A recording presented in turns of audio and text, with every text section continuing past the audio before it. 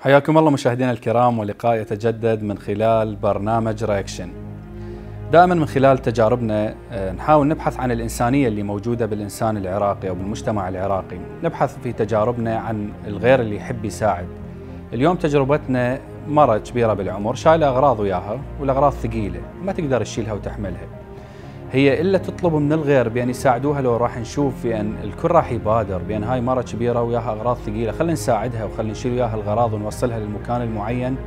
لو راح تطلب وما تلقى المساعدة، احنا ما نعرف. راح نشوف تجربتنا اليوم وبعدها راح نحكم. خلينا نتابع.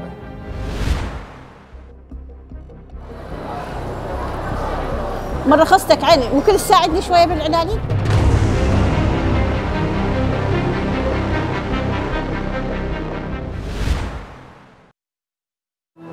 اي هنا اوصل هنا شوية تعبان يمها ذاك الولد. تسلم يعطيك العافية، ما بيشيل المريضة والله، يعطيك العافية الله يخليك. هنا يم هذا المحل.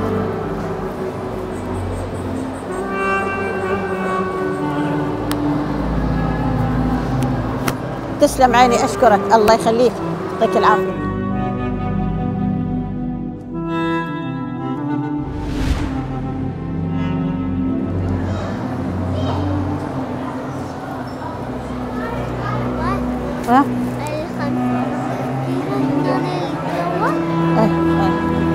شباب من رخصتكم ما تساعدوني شويه بالعلاج؟ هذا المحل الثالث واحد يبون مكياجات، بس عافيه ما اقدر اشيلها شويه ثقال. هنا هاي يبون المكياج، يمو بالمكياج يعطيك العافيه.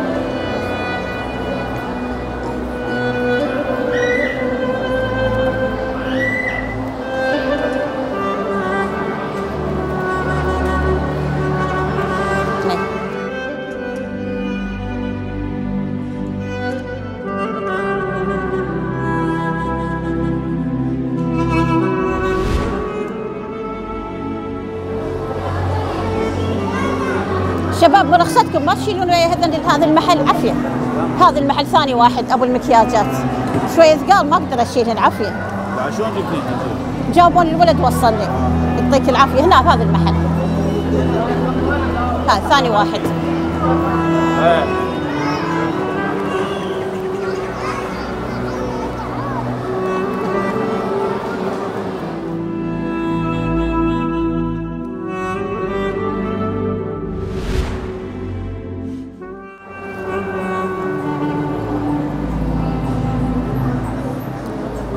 يا ولد ما تساعدني شويه بالعلاج عافيه؟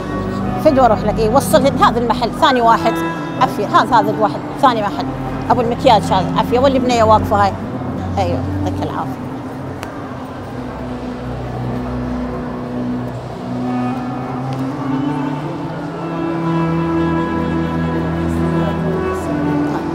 يعطيك العافيه، مشكور عين.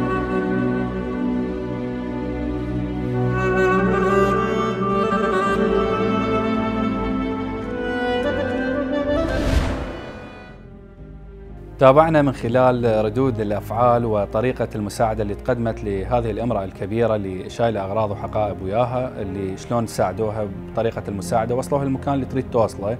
وهاي دائما احنا نقول بأن العراقي هو اللي يحب يساعد، وهو اللي يبادر بدون طلب، يشوف إنسان محتاج للمساعدة يساعده. مثل ما نقول اللي يزرع خير يحصد خير.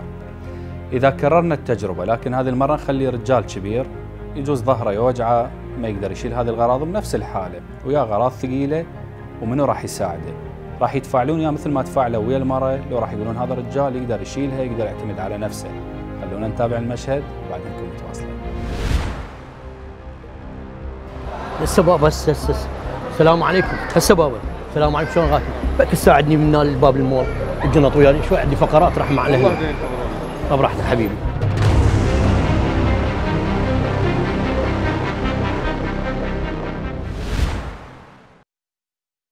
هسه بابا هسه. السلام عليكم شباب، شلون غاتي؟ بك تساعدني لباب المول راح مع اهلك. فقرات شوي ظهري فقرات، رحم الله والديك. يم باب المول رحم الله والديك. اي والله شوي.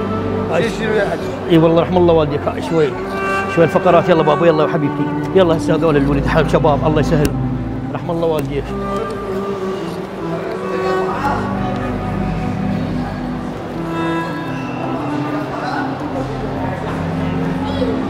ها الله يخليك.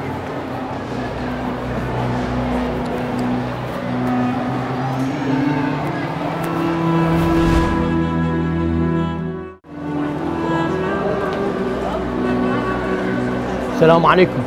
بلا زحمه بكت مثل ابني وصل الجنط من باب المول، ظهر شوي عندي فقرات وياه اي والله، يصير زحمه عليكم شوي عندي فقرات خفيفات شوي بس على مو ظهر فقرات رحم الله والديك شويه الجنط، هذا باب المول باب المول رحم الله والديك يصير زحمه عليك. يصير زحمه عليك والله الله يوفقك.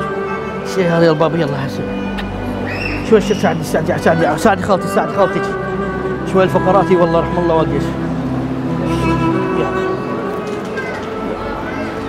رحم الله والديك.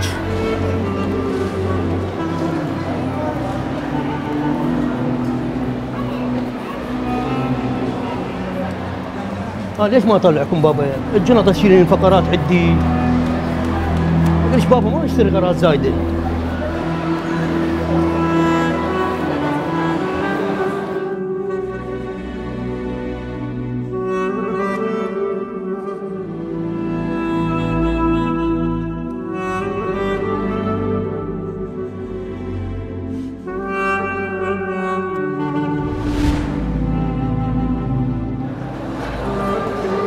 السلام عليكم شباب، شلونكم مغاتي؟ بلا زحمه جنط ويا يم باب المول، ظهر شويه فقرات عندي. الله والدي.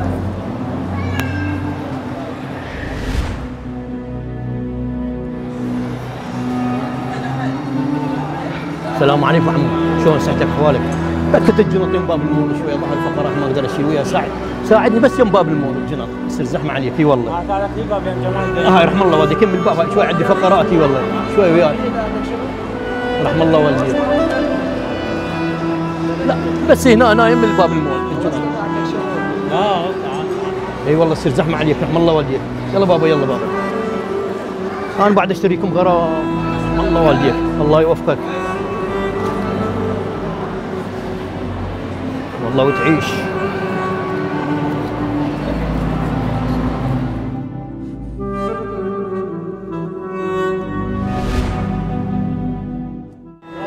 سلام ورحمة الله. والله عندي بس الجنط يم الباب. اي والله يم باب المول شوي ظهري عندي فقرات تصير زحمه عليك حبيبي. يلا بابا يلا يوفقك. بين بين الكبر الله يوفقك.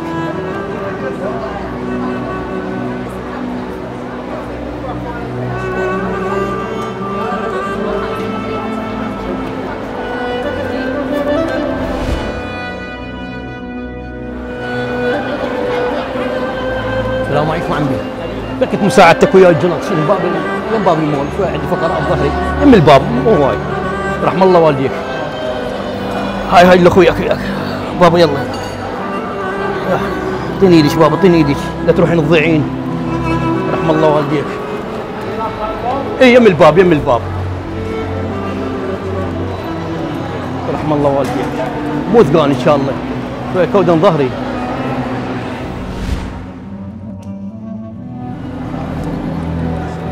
السلام عليكم اغاث، شلونك حبيبي؟ شلون صحتك؟ بكت مساعده وياك الجنط يم باب المول رحمه على اهلك شوي عندي فقرات. اي والله هاي الدنيا يخاف عليها لا تضيع. الله يوفقكم. شو هذا الباب يلا يابا يابا.